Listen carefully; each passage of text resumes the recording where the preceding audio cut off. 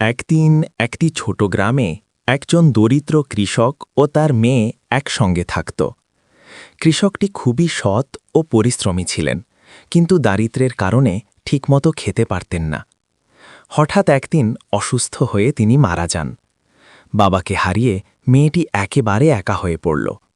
খাবার জুটত না, পরনের কাপড়ও জীর্ণ হয়ে গেল। গ্রামের মানুষরা তাকে অবহেলা করত, কেউ সাহায্য করত না। কষ্টে কষ্টে মেয়েটির দিন কাটতে লাগল। এক গভীর রাতে কান্না করতে করতে সে ঘুমিয়ে পড়ল।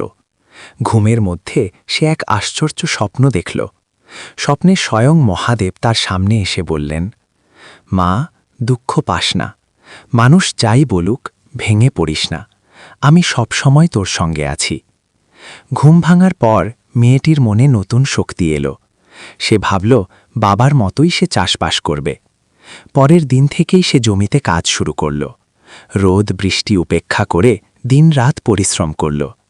ধীরে ধীরে তার ফসল ভালো হতে লাগল। ঈশ্বরের কৃপায় সে সফল হল। কয়েক বছরের মধ্যেই সেই মেয়েটি গ্রামের সবচেয়ে সফল কৃষক হয়ে উঠল।